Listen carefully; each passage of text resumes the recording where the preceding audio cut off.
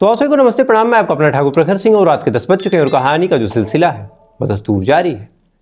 आज की कहानी शुरू करूं उससे पहले एक बड़ी इंटरेस्टिंग और बड़ी मज़ेदार बात मैंने खान सर की वीडियो में सुनी थी, लेकिन मुझे लगा कि नहीं, ये चीज़ें नहीं होती। लेकिन कल मैंने जब कंगना और कुलविंदर कौर के ऊपर वीडियो बनाई तब मुझे लगा कि नहीं, ये चीज़ें सच में होती हैं। तो क्या है? खान सर ने कहा था कि कोई भी व्यक्ति 3 चीज़ों के खिलाफ कभी नहीं सुनता, भले ही वो 3 चीज़ें कितनी भी गलत हो, उसमें आप चाहे जितनी कमी बता दें, लेकिन वो व्यक्ति अपने उन 3 चीज़ों के पीछे परेशान रहता है, उसे अपना ही सही लगता है। तो 3 चीज़ें क्या क्या हैं? तो पहला है पॉलिटिशियन, यानी पार्टी।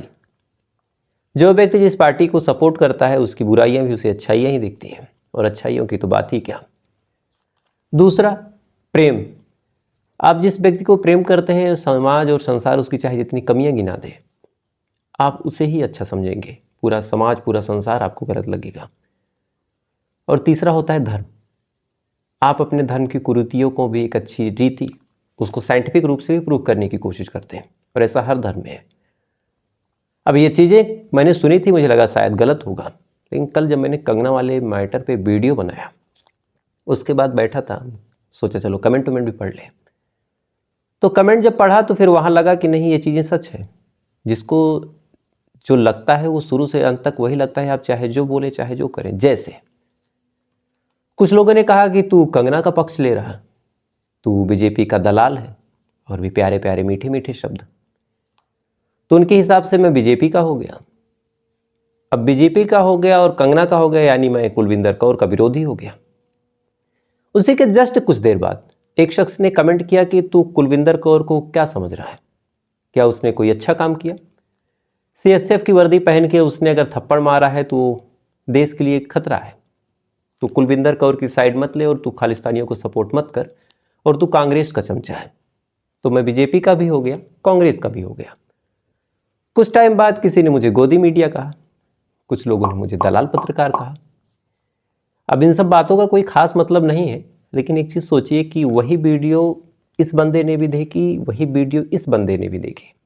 एक को मैं कंगना की साइड का लग गया, एक को मैं कुलविंदर कौर की साइड का लग गया, और बल्कि मैंने अपना कोई स्टैंड या फिर अपना कोई मामला उसमें रखा ही नहीं था, कोई विचार भी नहीं दिया।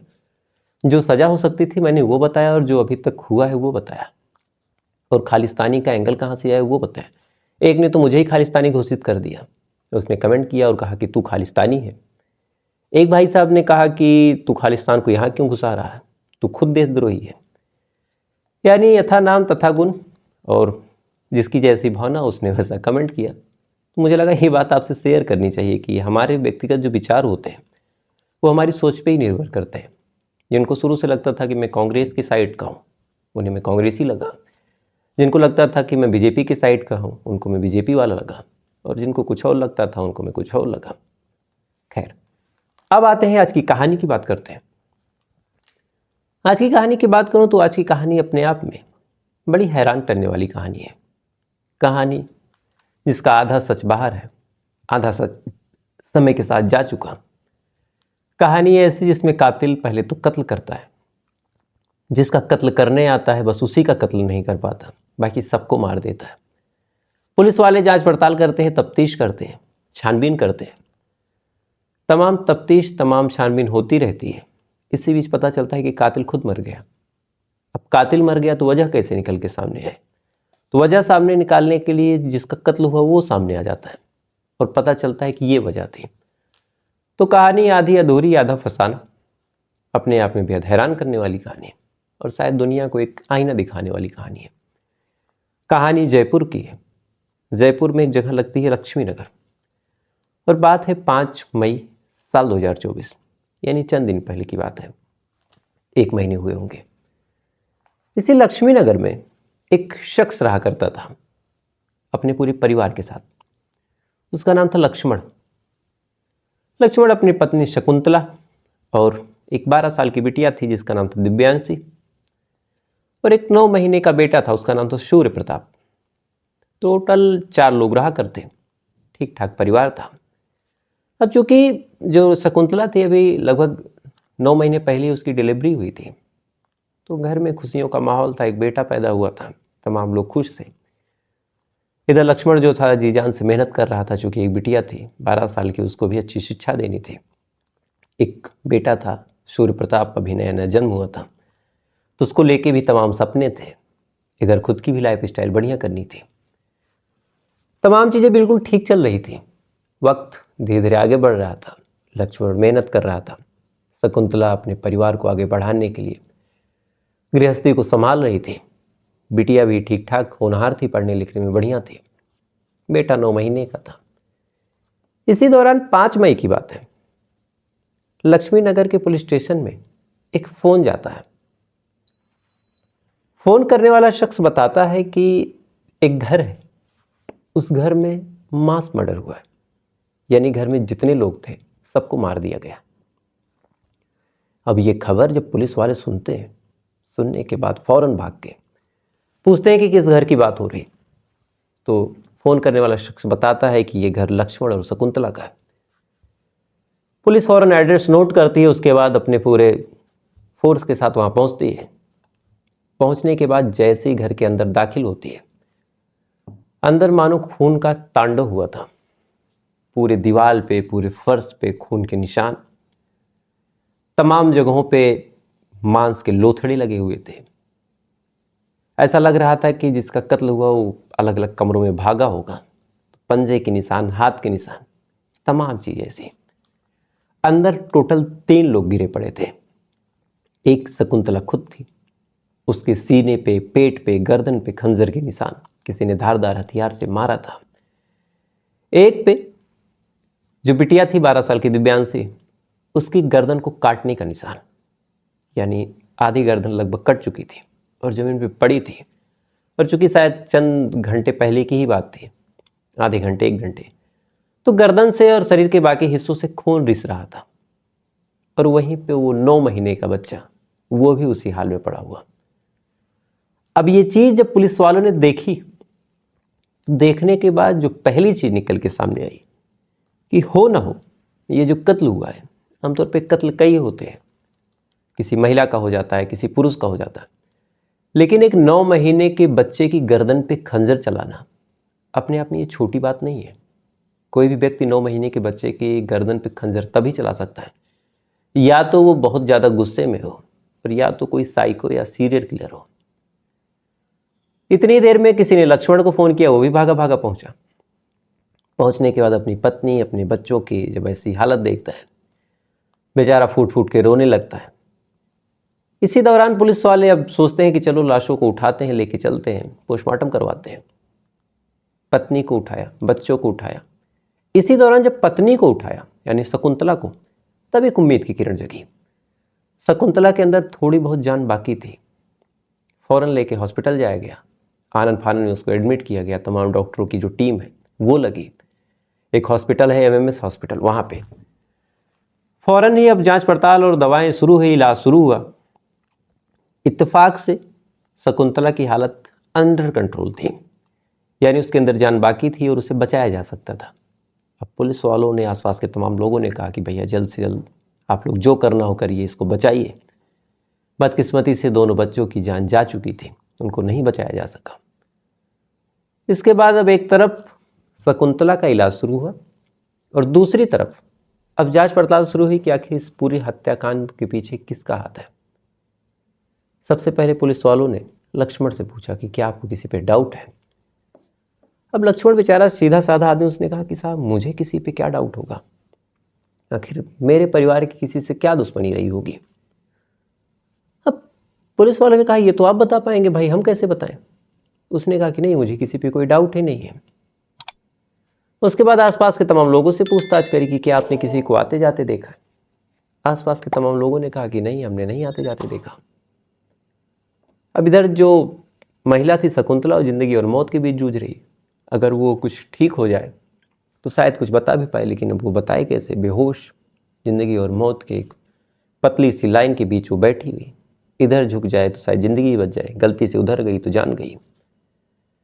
बहरहाल अब जांच पड़ताल हो रही, तफ्तीश हो रही। इत्तेफाकन वहाँ कोई कैमरा वैमरा था नहीं, फिर कैमरे से कुछ मिलना नहीं था। कॉल डिटेल वगैरह खंगाली जा रही, लेकिन वहाँ से भी कुछ मिल नहीं रहा।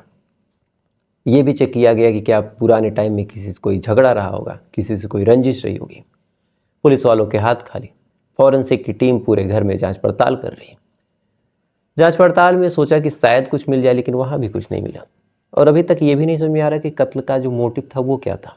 अगर एक मोटिव मिल जाए तो कम से कम आसान हो जाए कि कत्ल क्यों हुआ, और अगर कत्ल क्यों हुआ पता चल जाए तो फिर उसी हिसाब से जीरो इन किया जाए कि ये वजह इनके पास हो सकती है। लेकिन अभी तक न कातिल मिला, ना मोटिव मिला, ना किसी पे कोई डाउट है, ना कोई सबूत है, ना कोई सुराग है। जांच पड़ताल होती रही, वक्त धीरे धीरे आगे बढ़ता रहा। पूरे इलाके में इस घटना की खबर फैल गई। लगभग हफ्ते गुजर गए। इधर हफ्ते गुजर गए और पुलिस वालों के जब हाथ खाली थे तो उन्हें भी लगा भैया बड़ी बदनामी होगी, कुछ काम वाम किया जाए।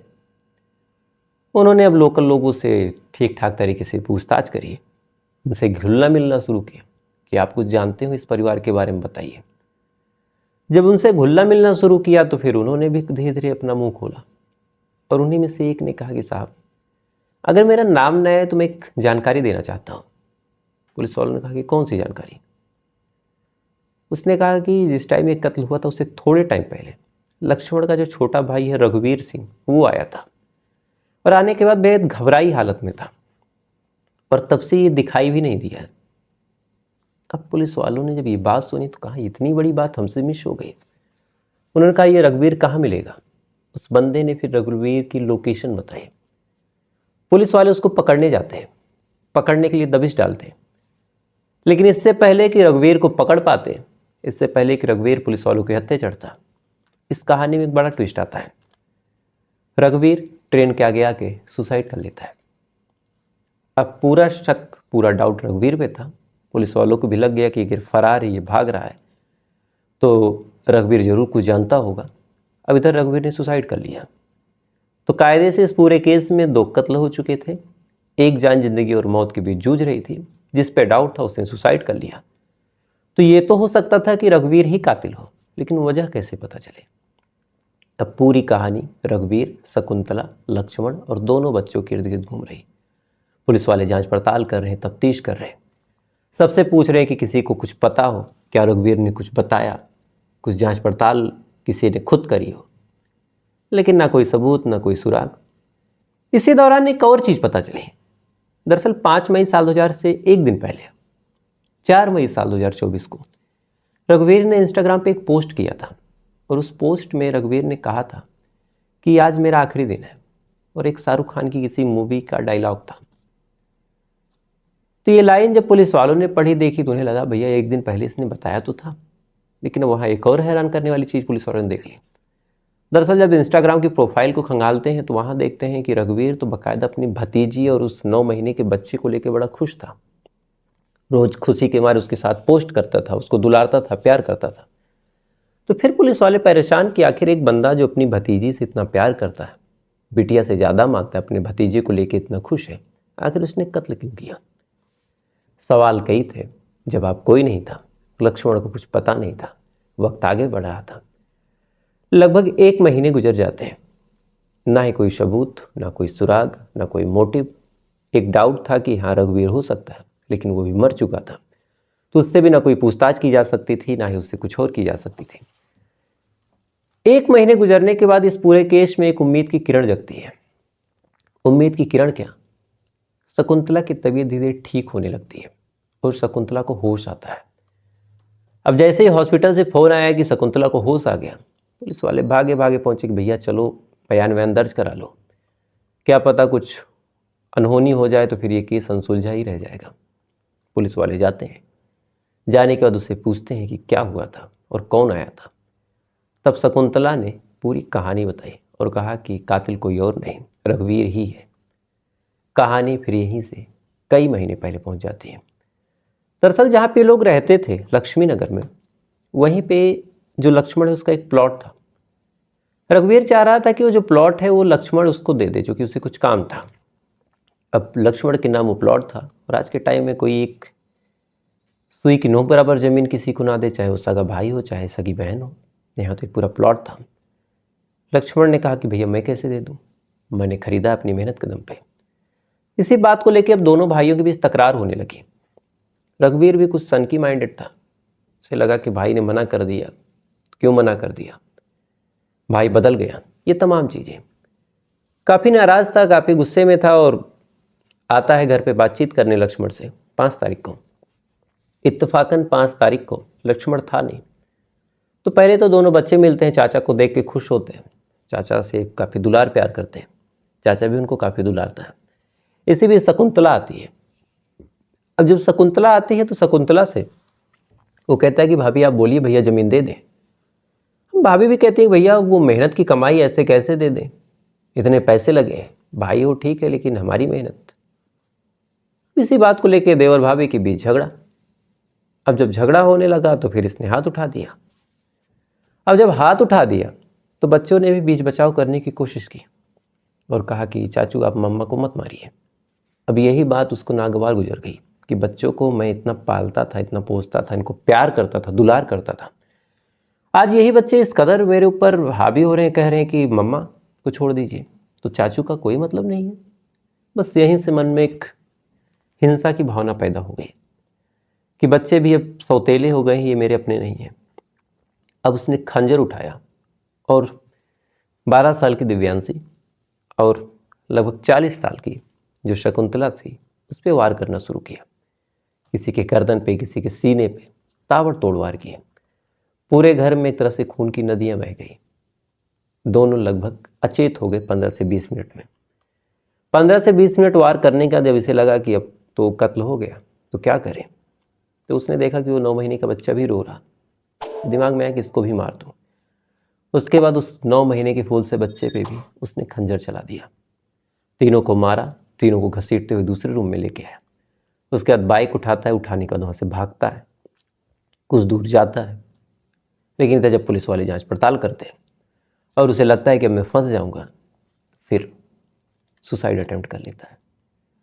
तो एक कहानी, एक ज़मीन का टुकड़ा, 3 मौतें, शकुंतला का ही कत्ल करना था। शकुंतला बच गई। उसी ने फिर गवाही दी। जिन बच्चों को वो दुलारता था, खिलाता था, पिलाता था, उनको मार दिया, अंत में खुद भी मर गया। लक्ष्मण की भी पूरी ज़िंदगी तबाह हो गई। अब उस ज़मीन को करेगा क्या, क्योंकि आगे तो कोई बचा नहीं। तो खैर, तो फिलहाल ये थी पूरी कहानी। उम्मीद है कहानी आपको समझ में आई होगी।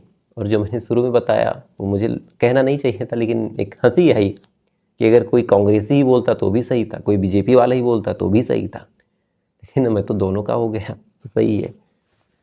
तो फिलहाल ये थी पूरी कहानी। अब आपसे कल फिर मुलाकात हुई किसी दूसरी कहानी के साथ। तब तक अच्छे रहिएगा, खुश रहिएगा, अपना ख्याल रखिएगा, अपने देश का ख्याल रखिएगा। जय हिंद, वंदे मातरम।